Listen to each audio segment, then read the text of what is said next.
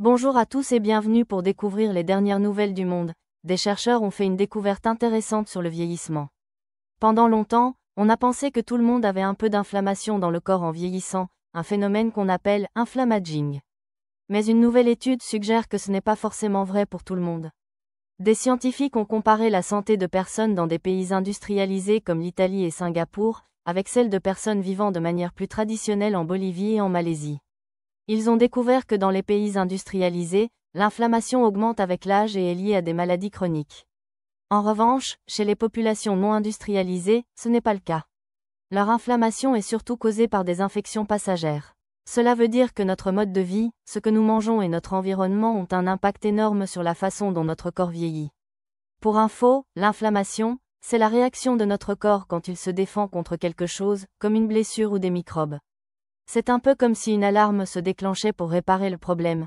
Une autre étude, cette fois sur le sommeil, a regardé ce qui se passe quand on mange certains aliments avant de dormir. Des chercheurs ont interrogé plus de 1000 étudiants et ont trouvé un lien entre manger des produits laitiers, surtout du fromage, et faire des cauchemars. L'idée est que manger des produits laitiers ou des choses sucrées juste avant de se coucher peut perturber la digestion. Quand notre ventre travaille trop pendant la nuit, notre sommeil est moins profond et de moins bonne qualité. Et un mauvais sommeil peut rendre nos rêves plus vifs et parfois plus angoissants. Le 1er juillet, l'Inde a célébré la Journée nationale des médecins. C'est une journée spéciale pour honorer un médecin très célèbre, le Dr Bidhan Chandra Roy, et pour remercier tout le personnel médical. Les dirigeants du pays ont salué le dévouement des médecins, en particulier pendant la pandémie. Le thème de cette année était très touchant. Derrière le masque, qui va soigner celui qui soigne ? Cela met en lumière la fatigue physique et mentale des médecins. On a souligné qu'ils ont besoin de plus de soutien, avec plus d'assistants, d'infirmiers et de personnel paramédical pour les aider dans leur travail quotidien. La Chine a partagé les premières photos magnifiques prises par sa nouvelle sonde spatiale, Tianwen-2. On y voit la Terre et la Lune, capturées de très, très loin dans l'espace. Ces images prouvent que la caméra et le système de communication de la sonde fonctionnent parfaitement. La sonde voyage maintenant depuis plus de 33 jours et se trouve à plus de 12 millions de kilomètres de nous. Sa mission est d'aller à la rencontre d'un astéroïde pour y prélever des échantillons et les ramener sur Terre.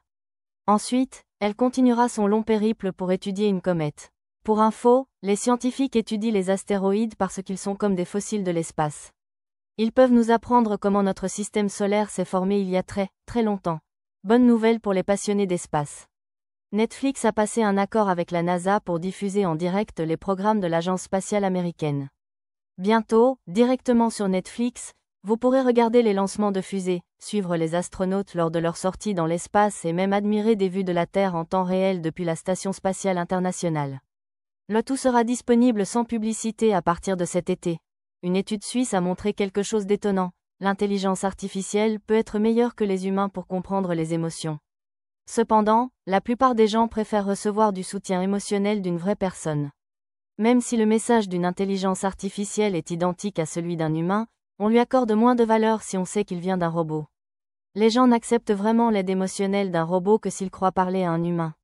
Les experts s'inquiètent que si on s'habitue trop à chercher du réconfort auprès de l'intelligence artificielle, on risque de s'éloigner des vraies connexions humaines.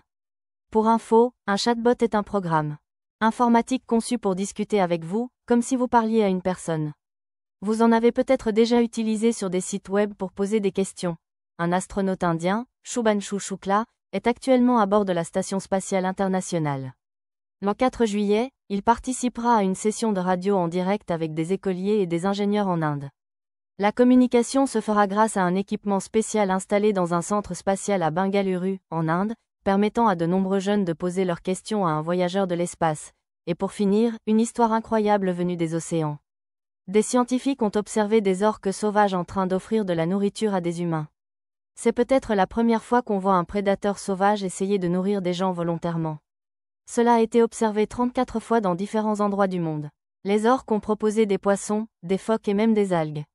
Ce qui est fascinant, c'est qu'elles attendaient une réaction de la part des humains. Quand les gens ignoraient l'offrande, l'orque reprenait sa nourriture et s'en allait, ou essayait de la proposer à nouveau. Dans les rares cas où les humains ont pris la nourriture et l'ont relancée, les orques la redonnaient immédiatement, un peu comme dans un jeu de balles. C'était comme une véritable conversation entre les orques et les humains. Pour info, les orques, aussi appelés épaulards, sont des animaux extrêmement intelligents. Elles ont des cultures complexes, des dialectes différents selon les groupes et sont connues pour leurs stratégies de chasse très élaborées. J'espère que toutes ces informations vous ont plu et je vous dis à très bientôt.